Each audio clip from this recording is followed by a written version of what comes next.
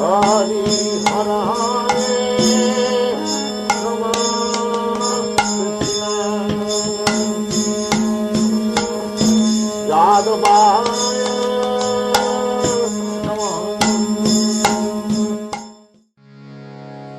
Nahi jnanena sadrisham pavitram iha vidyate tad swayam yoga samsiddha kalenatmani vindate. In this world, there is nothing so sublime and pure as transcendental knowledge.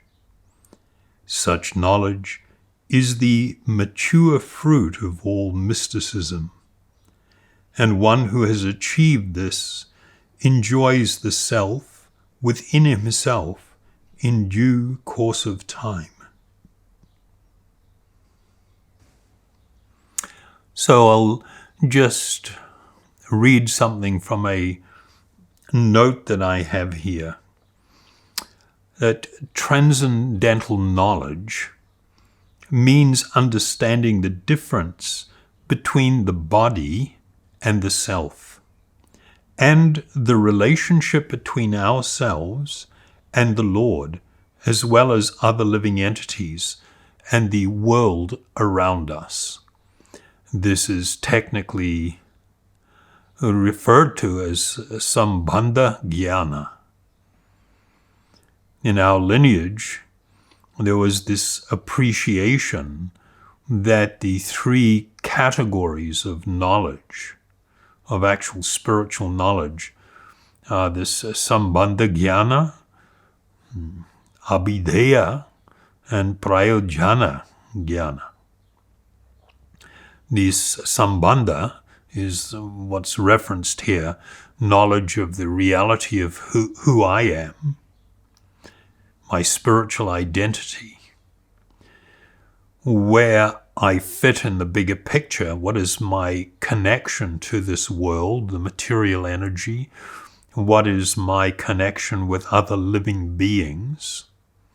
Amongst all other living beings, is there one higher than the rest? And if there is, what is my connection to this higher being? Nitya Nityanam, Chaitana Chaitananam. We used this before, the Katha Upanishad and Swetasvatara Upanishad, that amongst all eternals there is one supreme eternal. Amongst all conscious beings, Chaitana Chaitananam. Amongst this ocean of conscious beings, there is one who is different and supreme to the others. So what is my connection with all of this? As such, there is nothing so sublime and pure as transcendental knowledge. Ignorance is the cause of our bondage.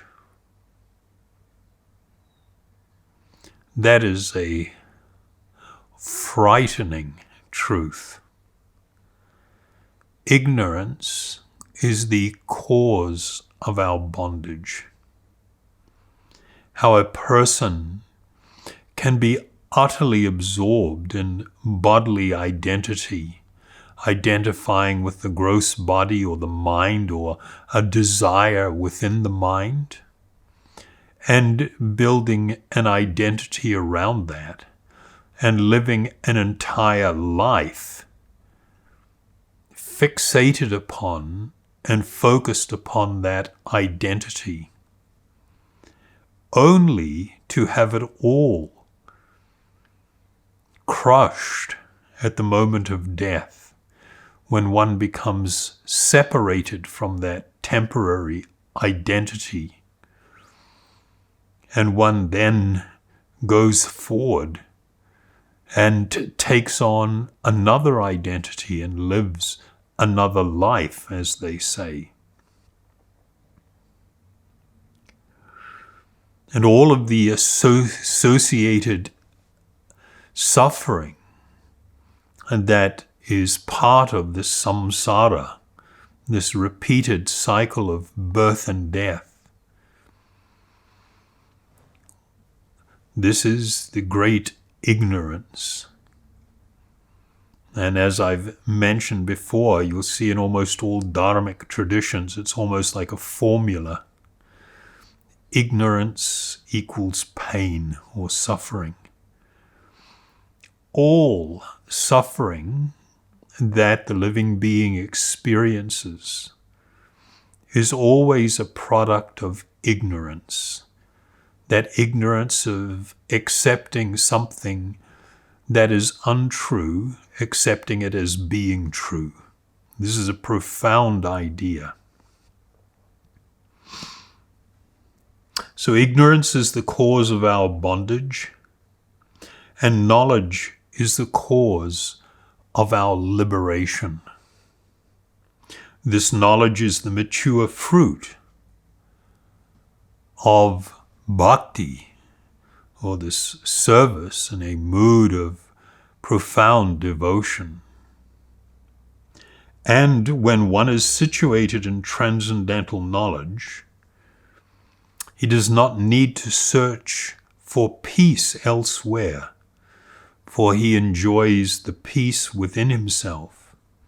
In other words, this knowledge and peace are culminated in this state of consciousness, which we can refer to as Krishna consciousness.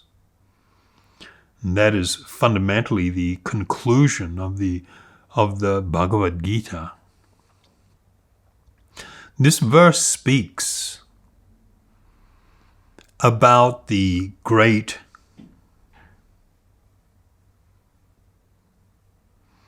joy that comes from this spiritual realization of my actual spiritual identity. Even if one continues in an embodied state, one can still experience limitless joy, the greatest of transcendental pleasure,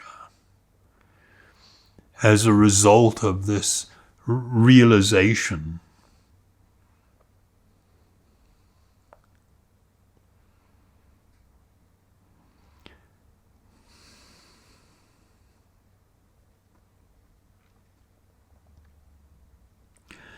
I'll read a part from a commentary from the great Madhvacharya, one of our Param Gurus in this Brahma Sampradaya. He states, Lord Krishna praises the value of spiritual wisdom in this verse and the next two. In this process, what is the role of the Supreme Lord? Is he simply monitoring every activity from his position as Paramatma, or the super soul within the living entities? To the contrary, it is the Supreme Lord who illuminates the consciousness of the living entities over and over again, and gives them the opportunity to learn about the ultimate truth.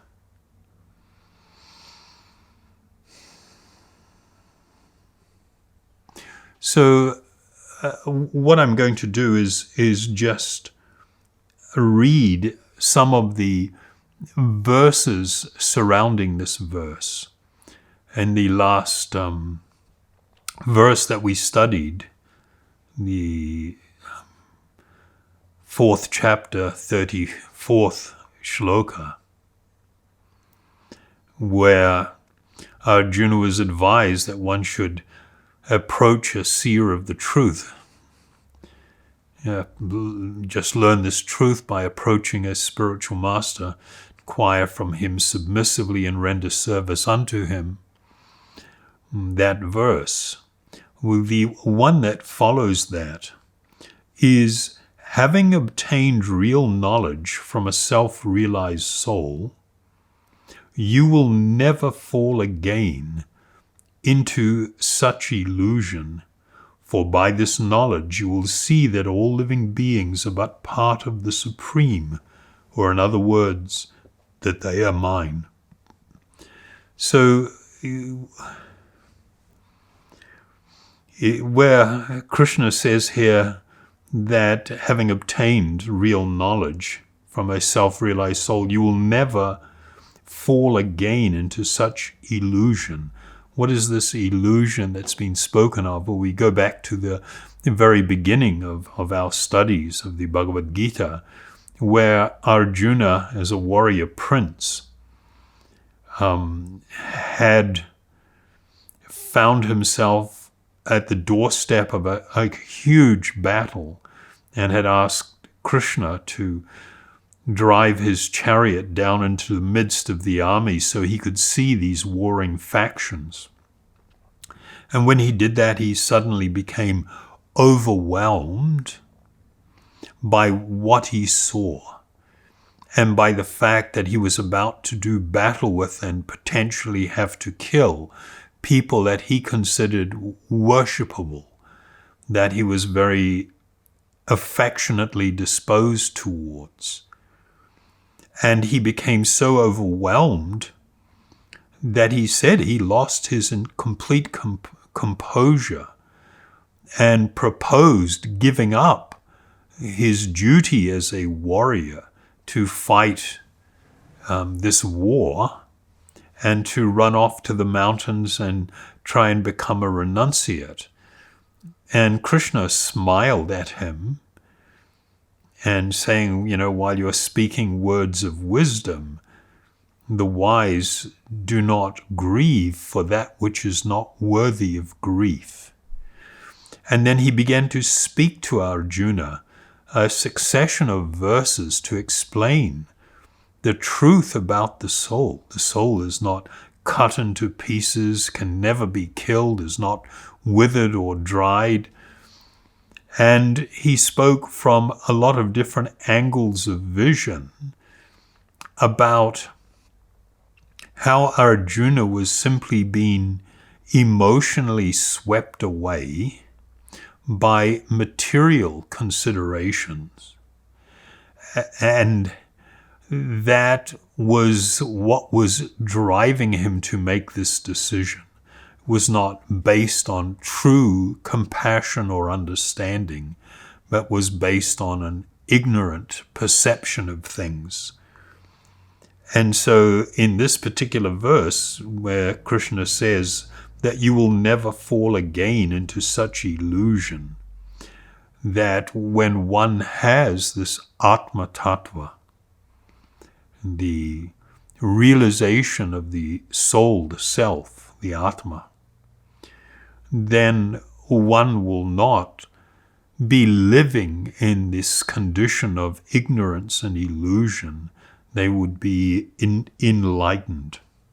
Continuing to the next verse, even if you are considered to be the most sinful of all sinners, when you are situated in the boat of transcendental knowledge, you will be able to cross over the ocean of miseries. So the material existence is often referred to as a great ocean of misery, where everybody is struggling so hard. And if we think in terms of, this particular life as just like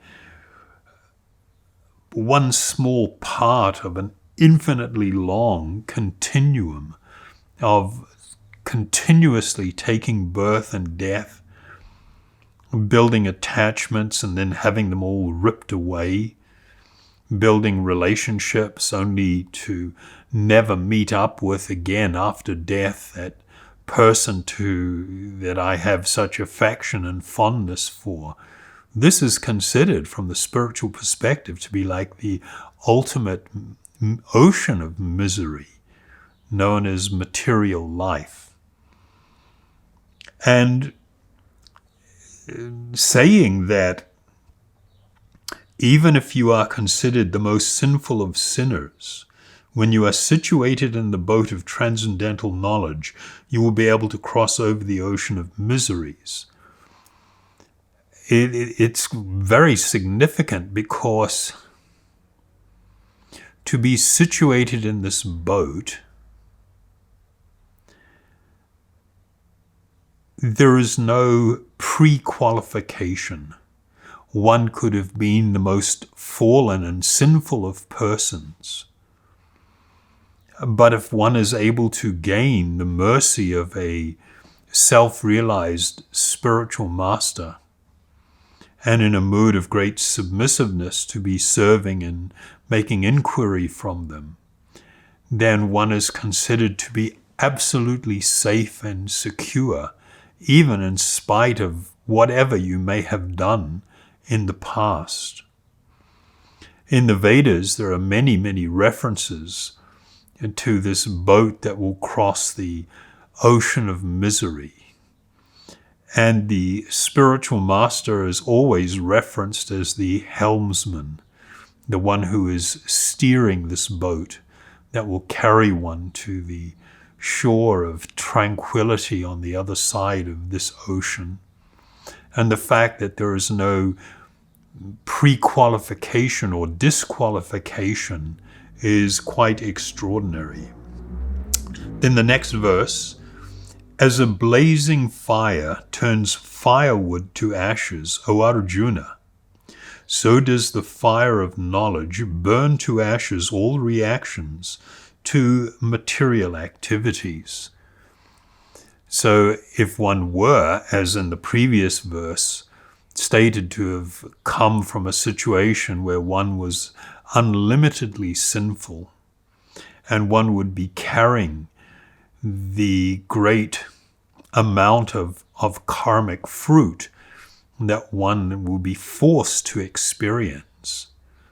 This bad karma, it might be referred to bad karmic fruit, that this spiritual knowledge, the process and the knowledge itself is so powerful that it can render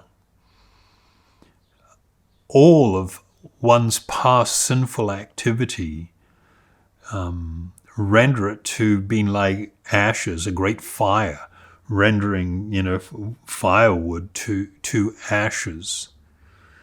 So this is quite an extraordinary thing to come to discover, that the great power of this knowledge, the importance of this, the dedication of one's life to the cultivation of this knowledge. And now this verse that we're reading this time around, in this world there is nothing so sublime and pure as transcendental knowledge. Such knowledge is the mature fruit of all mysticism, and one who has achieved this enjoys the self within himself in due course of time. One of the great experiences that one has from self-realization is to come to the platform of being completely without anxiety, completely without any fear, being able to feel utterly at rest and at peace. But not just that, to positively experience the limitless joy from the discovery of my spiritual identity, which, when taken to the next level, if I can put it that way, where one begins to act on one's this identity, when one engages in what is their eternal and natural function, where there is awakening of this limitless and great transcendental, this ecstatic spiritual love that is experienced between the living being, you and I, and our eternal friend, the Supreme Soul. When that love awakens, all previous spiritual blissfulness or ananda is considered insignificant when compared to this. But this idea of this discovery of my spiritual identity and the experience of the limitless joy is what is being addressed in this verse. One who has achieved this enjoys the self within himself in due course of time. And then the next verses I'll read are what follow, just so that you have the complete context and picture. A faithful man who is dedicated to transcendental knowledge and who subdues his senses is eligible to achieve such knowledge, and having achieved it, he quickly attains the supreme spiritual peace. This word, Shraddha, or transcendental faith, we should understand that it has no connection with blind faith. Blind faith is something of the material world. It is something of the material mind and the false ego, the ahankara. It is ignorance and produces unhappiness. The term Shraddha, which is translated as faith, is a spiritual condition where one comes to acquire limitless trust for the great spiritual teachers who are actually representatives of God. And they develop limitless trust in the Supreme Lord, the Supreme Soul. When a person experiences this faith, Shraddha, one is utterly dedicated to this spiritual path, to this eternal relationship of love, of loving service. And one derives limitless joy from this. So reading this verse again, a faithful man who is dedicated to transcendental knowledge and who subdues his senses is eligible to achieve such knowledge, and having achieved it, he quickly attains the supreme spiritual peace.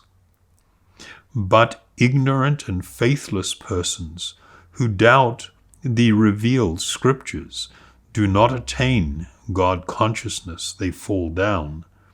For the doubting soul there is happiness neither in this world nor in the next. So this actually is a significant verse that probably requires more time, but I'll just touch on it briefly. I mentioned before that blind faith is founded on ignorance, and of course will always produce unhappiness in the long term.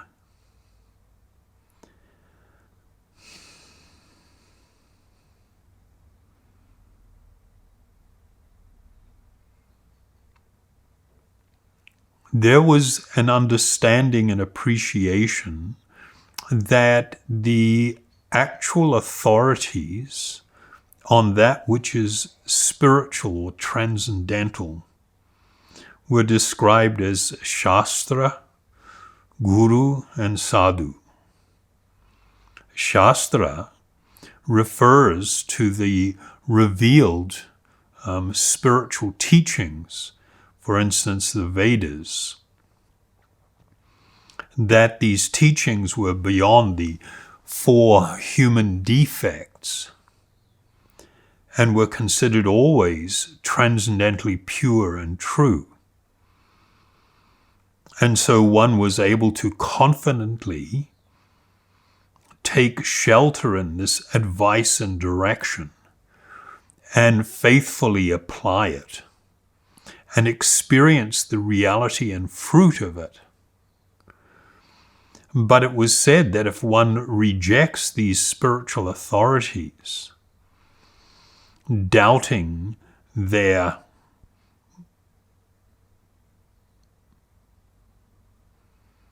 capability or potency to deliver truth, then what is one left with? One is simply left with their mind, which is filled with material desires.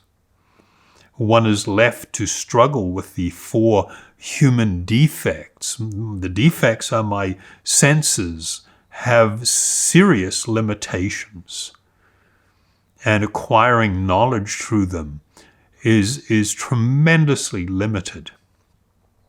They are inherently defective in that regard. I have or am easily subjected to illusion. I have a tendency to commit mistakes.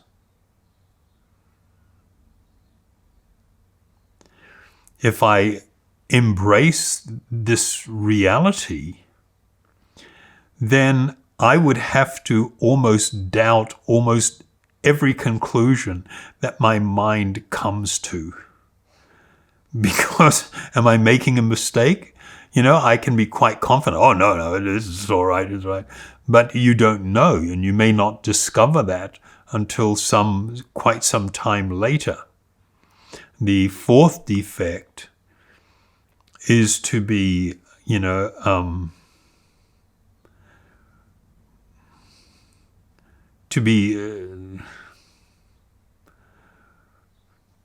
see a mirage as a reality. Somebody wandering in the desert looking for water and sees the mirage of water and running towards an oasis only to find out it's actually just a continuation of the desert. It was an illusion that was created by the environment. Because human existence means that we are going to be constantly dealing with these 4 realities, these 4 defects, knowing that my mind is so easily subject to illusion, it can become obsessively focused on desires, and I can become deeply convinced that to fulfill the desires I will find happiness, none of which are true. I mean, the great illusion is this illusion that the body is the self. When a person does not accept spiritual guidance from perfect knowledge that is found in Shastra, revealed knowledge, which is heard from an enlightened teacher, guru, who is beyond these defects, who is not directed by the mind and senses. By sadhu. Sadhu means the great saintly teachers, the previous acharyas. And then the 4th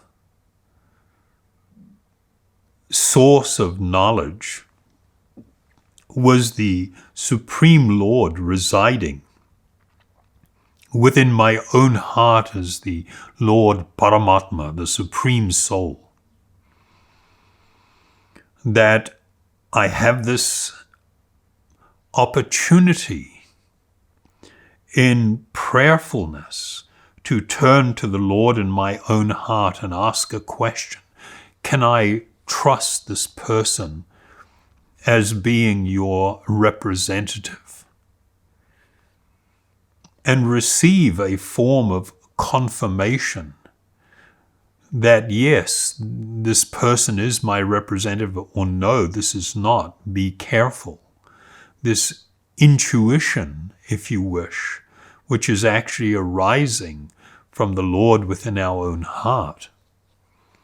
If I reject all of these things, then what is going to be my authority? It's going to be my mind.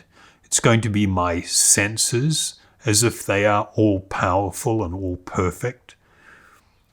I'm going to potentially make mistakes, be subject to illusion. I have a propensity to cheat both myself and others. And so how will I ever find happiness if this becomes my source of knowledge? This imperfect mind and senses. And then the final verse in this chapter, which rounds out what we're reading. One who acts in devotional service, renouncing the fruits of his actions and whose doubts have been destroyed by transcendental knowledge, is situated factually in the self. And thus he is not bound by the reactions of work, O conqueror of riches, or Dhananjaya. This was the name that was given to Arjuna. So, one of the things, as I mentioned, Arjuna was, caught up in the situation, this idea of having to kill people that he was affectionately disposed towards, that in doing it, it would be greatly sinful and that he would suffer as a result of engagement in activity that is greatly sinful. And Arjuna is being assured here by Krishna that if one cultivates knowledge of the soul, if one cultivates this knowledge I spoke earlier of, this sambandha jnana, the connection of the living being with others, with this world, with the Supreme Soul, the second category of that knowledge was abhideya. Abhideya means knowledge of the process of spiritual cultivation, the means and the process of reaching the goal. And prayojana is that actual transcendental goal, the knowledge concerning that. So if one cultivates this knowledge and lives and applies this knowledge, one will come to the platform of true spiritual realization and will not be overwhelmed with the experiences of happiness and sorrow that arise from ignorance, from the material conception of life. But the highest attainment, of course, is not just becoming free of material misery, but to positively experience the great transcendental happiness that comes from the discovery of my actual spiritual identity and my eternal connection and relationship with the Supreme Soul, and living that. Thank you very much.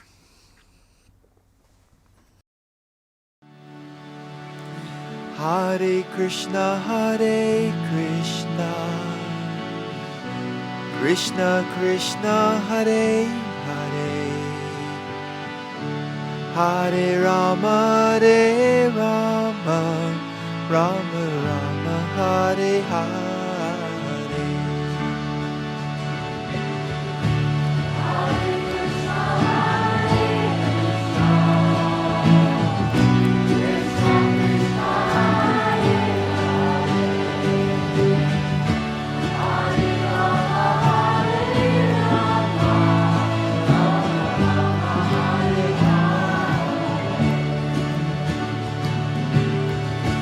Hare Krishna,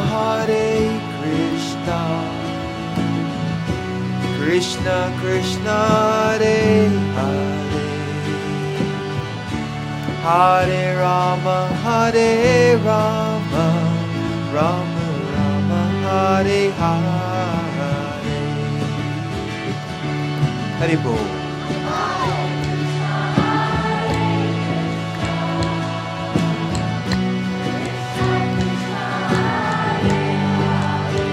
Krishna.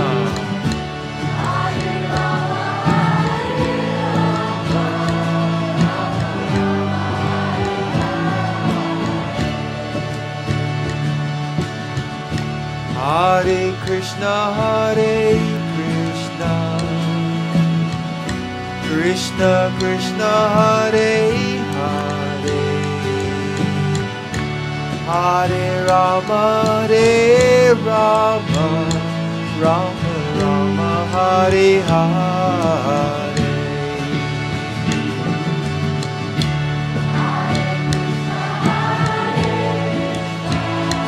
Krishna.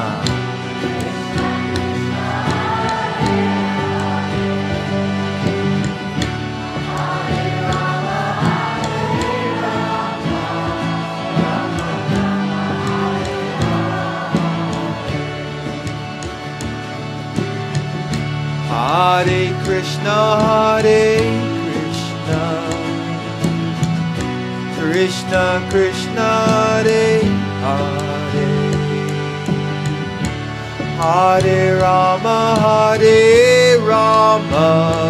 Rama Rama, Hare Hare.